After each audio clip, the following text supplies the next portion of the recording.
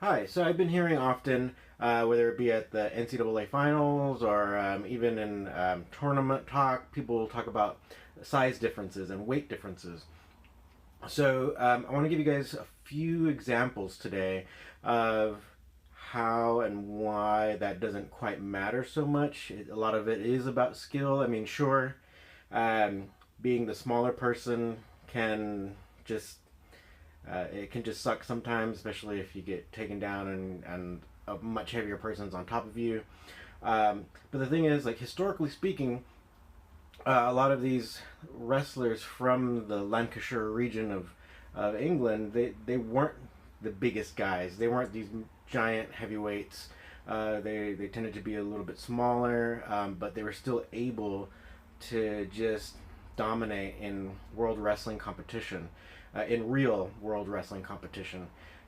So I kind of want to give you a historical example of this kind of philosophy where it's like technique being able to overcome a larger opponent, and also why catch wrestling is often considered a viable self-defense style. So I want to give you an example that was found by a reporter here, John Nash.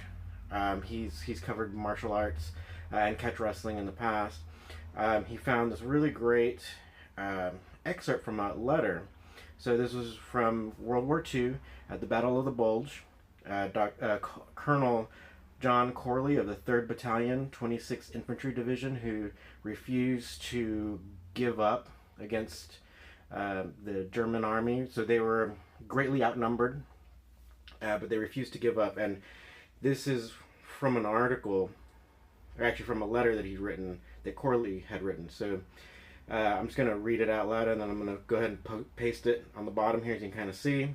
And then we'll go ahead and link the article too so you can kind of find it and read it. So here's the quote here. So, quoting from Colonel Corley: "I was punchy for want of sleep.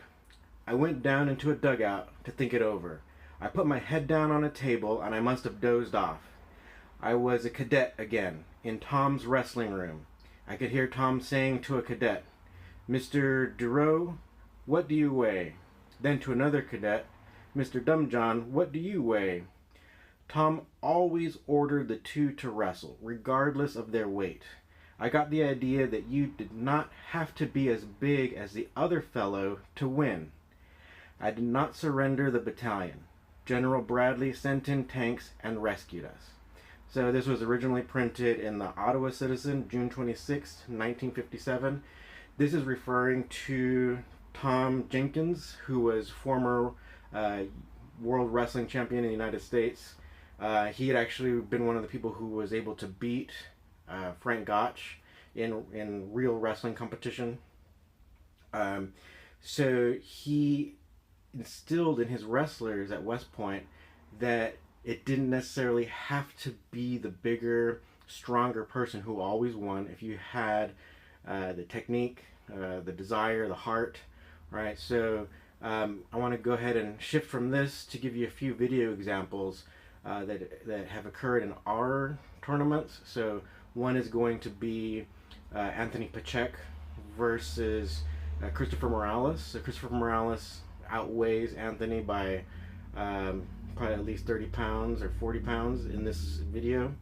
And then also we see a lot, basically Curran Jacobs, almost every match that he's had in catch wrestling, he's given up sometimes even 60 pounds or 70 pounds to his opponent. So we're going to kind of show you that skill can definitely win you matches against much larger, much heavier opponents. Okay?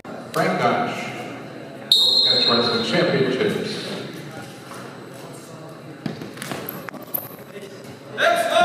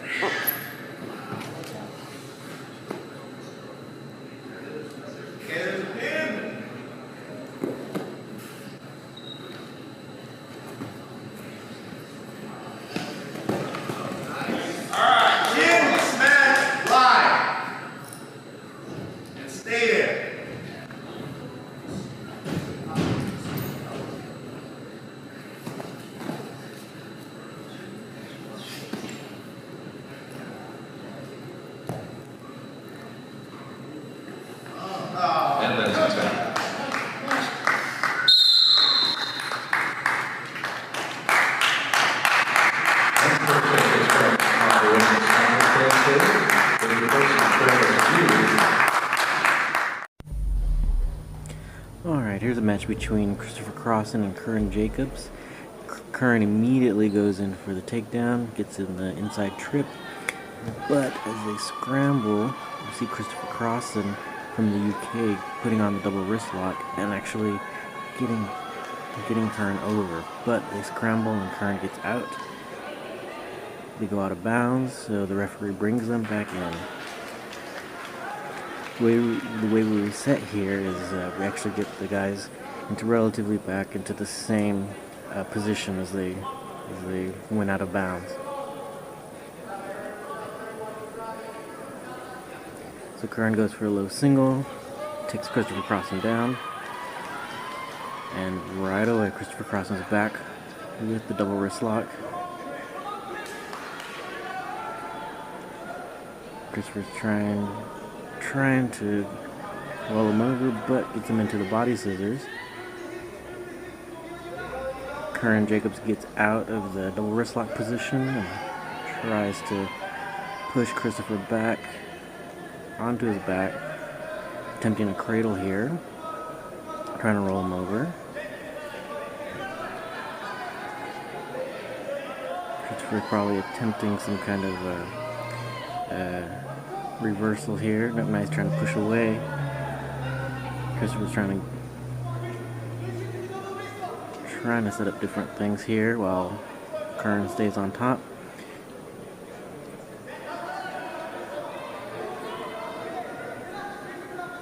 They're both trying to plan what they're going to do, but as Christopher tries to get up, Curran just keeps him back down. Better keep him back on the ground.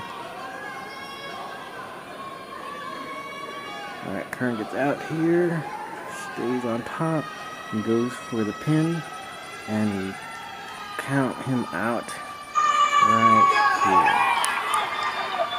And Curran Jacobs wins by pin.